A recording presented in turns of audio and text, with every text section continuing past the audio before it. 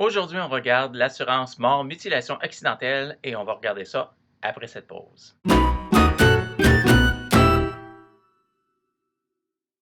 Aujourd'hui, on regarde l'assurance mort mutilation accidentelle et comme le mot l'indique, c'est une prestation d'assurance qui va venir entrer en jeu en cas d'un décès accidentel ou bien d'une mutilation qui surviendrait d'un accident. Donc, ça peut être une mutilation, ça peut être la perte d'un membre, on va voir qu'est-ce que ça veut dire, mais c'est une garantie qui est quand même assez intéressante. C'est généralement offert dans les contrats d'assurance collective des employeurs. Puis on va regarder en général comment fonctionne cette garantie-là. Alors, comme dans les autres vidéos, vous allez avoir deux grandes sources d'informations pour vous aider en tant qu'adhérent des régimes pour comprendre cette garantie-là. La première, bien entendu, c'est votre livret de protection dans lequel vous allez avoir l'information.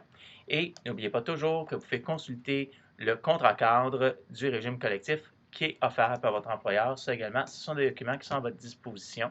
Puis également les sites web de l'assureur, également votre portail adhérent ou les applications mobiles qui peuvent également avoir de l'information complémentaire.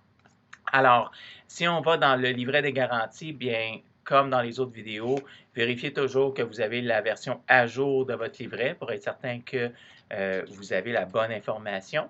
La garantie mort, mutilation, accident, ce n'est pas une garantie qui va vraiment varier tant que ça là, dans le temps. Donc, même si vous avez un ancien livret, il y a peut-être des chances que les garanties, le pourcentage des garanties dans le tableau là, des garanties va être à peu près pareil. Il y a peut-être des exclusions, des choses qui ont été rajoutées, mais en tout cas, toujours une bonne pratique, vérifier que vous avez le bon livret qui est à jour. Et également le tableau des garanties dans lequel vous allez avoir un sommaire de votre protection. Et on va aller tout de suite avec ce sommaire-là. Vous allez voir le sommaire de la protection de l'assurance mort mutilation accidentelle. C'est essentiellement les mêmes montants que vous allez trouver en assurance vie. Alors, soit qu'on va remettre les mêmes montants, on va vous dire voir le montant pour l'assurance vie. Donc, dans l'exemple-ci de ce livret-ci, on a dit le montant est identique au montant d'assurance vie de base détenu par l'adhérent. Dans d'autres livrets, on va vous mettre des montants une fois le salaire assurable, maximum sans preuve et avec preuve. Alors, qu'est-ce que ça veut dire pour la mort mutilation accidentelle? C'est que c'est basé sur le montant de votre assurance vie. Et si c'est une fois salaire et que vous gagnez 100 000, ben, vous avez une fois salaire. Alors, encore une fois, il y a deux maximums, maximum sans preuve, maximum avec preuve. Et c'est généralement les mêmes montants que pour l'assurance vie. Donc, c'est quoi la différence maximum sans preuve et avec preuve? Eh bien, c'est sans preuve, c'est que vous n'avez pas à fournir de preuve médicale. Et avec preuve, bien, si vous allez au maximum qui est offert par le contrat d'assurance et que vous dépassez le maximum sans preuve, bien, vous devez remplir un questionnaire médical pour voir si vous vous qualifiez pour l'assurance supplémentaire. Et ça, cette garantie-là, mort mutilation accidentelle, une fois que vous avez votre montant d'assurance vie, généralement, c'est le même montant pour mort mutilation accidentelle. La date de terminaison va être à peu près la même chose que pour l'assurance vie. Et n'oubliez pas qu'il y a une réduction de 50 du montant à l'âge de 65 ans. Donc, c'est un peu les mêmes paramètres, finalement, en termes financiers pour l'assurance vie. Donc, si vous avez un décès accidentel, bien là, vous allez avoir, mettons que vous avez un salaire de 100 000 par année ou 50 000 par année et que votre prestation de mort mutilation accidentelle est de 50 ou 100 000, bien, vous allez avoir ce montant-là qui correspond au barème des prestations là, dans votre livret. Alors ça, c'est pour la première chose à savoir pour ça. Deuxième chose intéressante avec la garantie mort mutilation accidentelle, c'est ce qu'on appelle la double indemnité. La double indemnité, c'est essentiellement que si vous décédez à la suite d'un accident, eh bien, on va vous payer à la fois la prestation sous la garantie de mort accidentelle et sous la garantie de l'assurance vie. Donc, en fait, les deux garanties vont payer en même temps, ce qui vous donne lieu à, si vous étiez couvert à une fois salaire, bien, deux fois votre salaire annuel dans le cadre d'une mort accidentelle, finalement. Alors, ça, c'est les paramètres au niveau de l'assurance vie de la partie mort accidentelle. Maintenant, n'oubliez pas de vérifier toujours les définitions et les termes et les exclusions qui pourraient s'appliquer, bien entendu, à à votre prestation, parce que c'est important. Des notions aussi au niveau des ceintures de sécurité, etc. Grosso modo, vous ne serez pas payé si l'accident ou la mort accidentelle, ou si vous survivez à l'accident, mais vous avez une perte, tout ça, vous ne serez pas payé si c'était pendant que vous commettiez un crime ou dans une zone de guerre, etc. On a des exclusions un peu là, générales, mais également des choses particulières. Donc, vérifier là, le contrat. On vous donne toutes les modalités et les termes. Qu'est-ce qu'on entend par hémiplégie, paraplégie, qu'est-ce qu'on entend par perte de pied ou qu'est-ce qu'on entend ça. Chose intéressante à regarder quand on parle de mutilation accidentelle, parce que quand on parle de mutilation accidentelle, c'est qu'on a également un tableau des pertes dans lequel on va vous donner un certain montant. C'est que parfois, vous pouvez avoir plus que 100% du montant en assurance vie.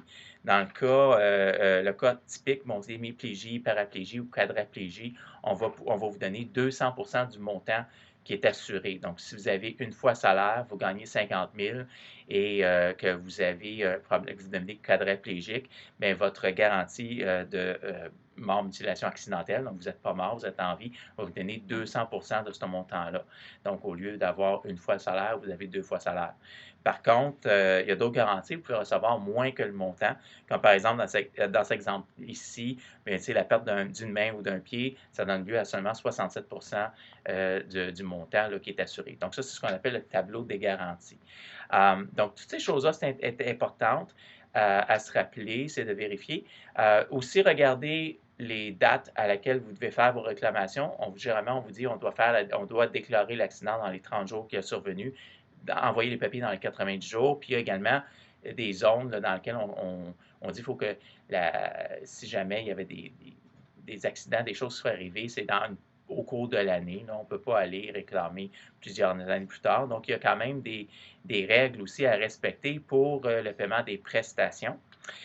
Au niveau des définitions, encore une fois, en perte d'usage ou perte du membre, finalement. Donc, si je perds un bras, qu'est-ce qu'on entend par perte d'un bras? Il y a certains assureurs qui vont vous dire, mais c'est la perte de l'usage. Donc, si je deviens paralysé, je ne peux pas utiliser mon bras. Et il y en a d'autres, il faut vraiment avoir perdu le bras au complet. Donc, le bras est complètement sectionné. Donc, ça, c'est des petites différences qui peuvent avoir d'un assureur à l'autre dans libéré de contrat. Donc, c'est des choses aussi à vérifier. Sinon, quoi d'autre que ce qu'on pourrait dire sur l'assurance mort mutilation accidentelle? C'est qu'il y a des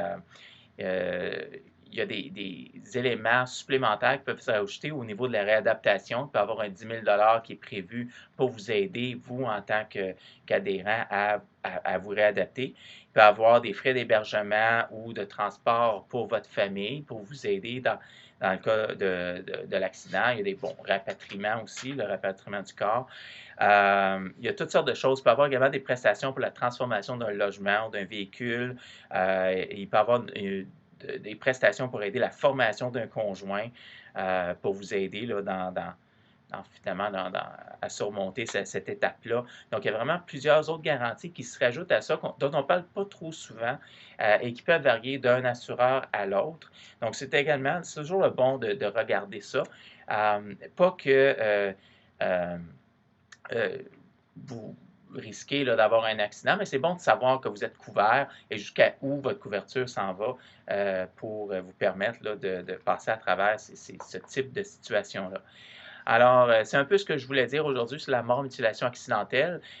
Si vous avez des questions, des commentaires, laissez-les en dessous. N'oubliez pas de vous abonner à ma chaîne et de cliquer la cloche pour recevoir les nouvelles vidéos. Et ça, c'est la troisième vidéo d'une série de vidéos sur les garanties collectives. Alors, on va se voir la prochaine fois sur les prochaines garanties. Puis, entre-temps, je vais vous souhaiter une excellente fin de journée.